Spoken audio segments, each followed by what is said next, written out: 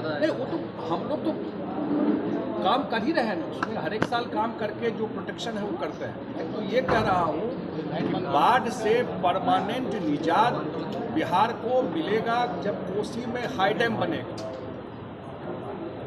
और कोसी में high dam बनने के लिए विराटनगर में ऑफिस है, भारत सरकार के लोग और नेपाल सरकार के इंजीनियर बैठे हुए हैं। आज तक डीपीआर नहीं बना।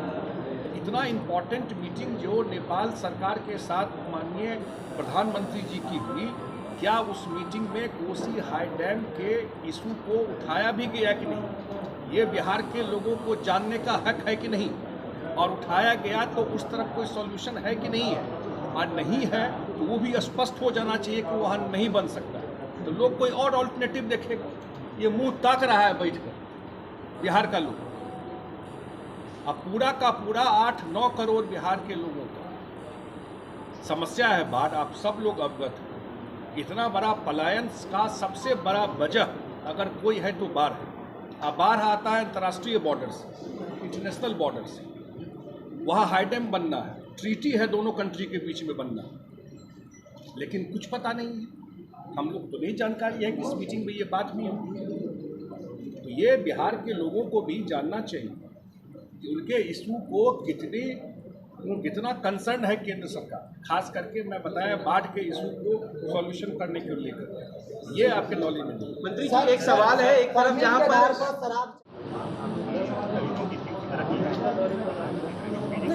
बिहार में तो हम लोग, बिहार के बारे में मैं कह सकता हूँ कि बिहार में नीतीश कुमार जी के सरकार में पहले भी बोल चुके हैं, आज तक 17-18 साल के सरकार में पूरा शांति का, लोगों ने माहौल ख़राब करने का भी कोशिश किया। सरकार ने आयरन हैंड से डील किया, मजबूती से डील किया, और कभी कोई ऐसी स्थिति नहीं पैदा होने दी।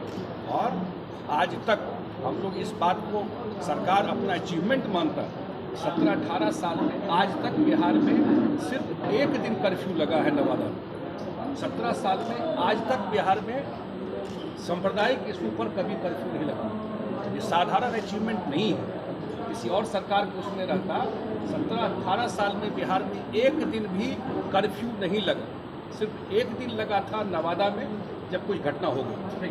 मोहन भागवत ने कहा है कि मुस्लिम एकता की बात की, मोहन भागवत ने कहा है कि जो मुसलमान है मैक्सिमम लोगों से मुख्यमंत्री जी की खुद बात हुई है, और उनको निमंत्रण भी दिया गया है मुख्यमंत्री जी की तरफ से। उनकी तरफ से आहूत है ये मीटिंग, और उसमें मैक्सिमम लोग आ रहे हैं। कुछ लोगों ने तो ऑन रिकॉर्ड कंफर्म भी किया है। और उस मीटिंग में जो सारा जो बैकग्राउंड है आप लोग की जानकारी में है कि विभिन्न स्टेट में जा कर के मिल करके जो मुहिम नीतीश कुमार जी ने शुरू की विपक्ष को एक मंच पे लाने का। और जब हम लोग बंगाल गए थे तो वहाँ के मुख्यमंत्री का भी सुझाव था कि पटना में ये मीटिंग होना चाहिए। ये मीटिंग किया जा रहा है और मैक्सिमम पार्टी के लोग उस दिन आएंगे, और ख़ास करके 2024 पार्लियामेंट को लेकर के क्या आगे विपक्ष को एक साथ कैसे काम करना है, वो सारा मुद्दा उस दिन डिस्कस हुआ। मेरे ख्याल से काफ़ी सकारात्मक दिशा में जो प्रयास किया गया वो आगे उसका रिजल्ट दिखेगा। राहुल गांधी और जो बड़े नेता हैं कांग्रेस के, सब लोग आएंगे, सबको निमंत्रण दिया गया है।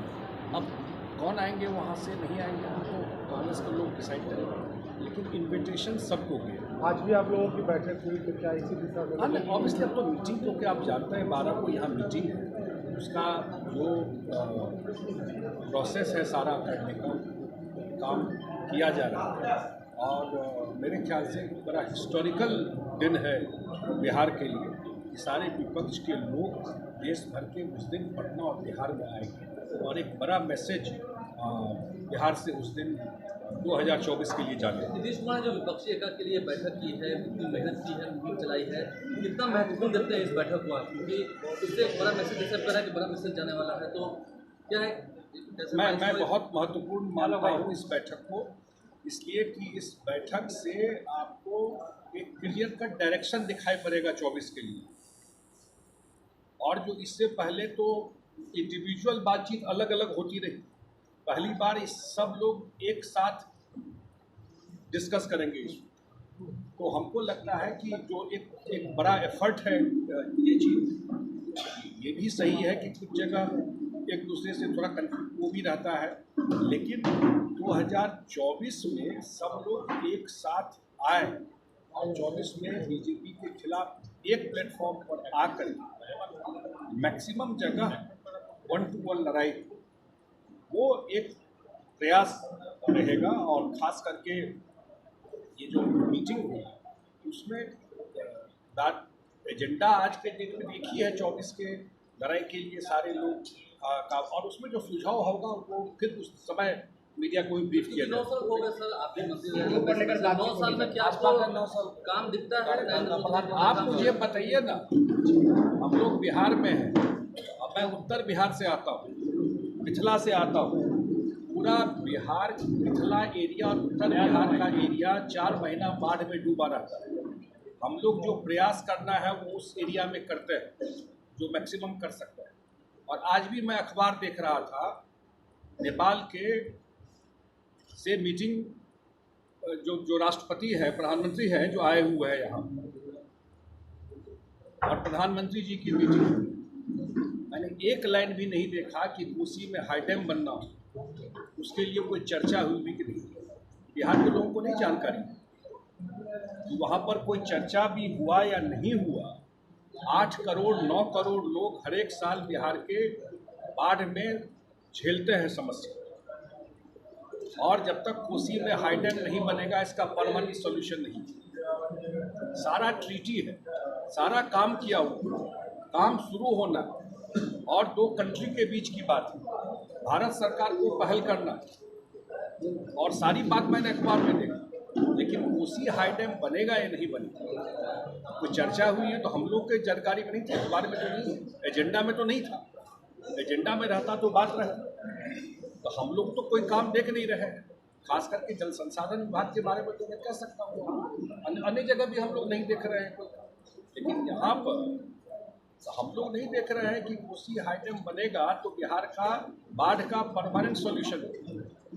लेकिन उस तरफ तो कोई इनिशिएटिव, अभी हाई कोर्ट के चीफ जस्टिस के बेंच ने डायरेक्शन दिया कोसी हाई डैम कि भाई अथॉरिटी बनेगी, भारत सरकार उसके लिए भी कोई काम नहीं कर रही।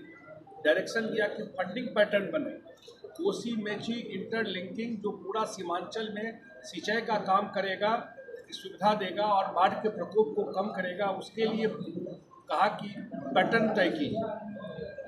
जो आप अन्य जगह दे रहे हैं, जो आपने केन बेतवा को मध्य प्रदेश उत्तर प्रदेश को जो पैटर्न पे दिया वही दी, वो भी नहीं कर, तो दिखाई पड़ रहा है सारा। मतलब सर आप अलर्ट एक तरह से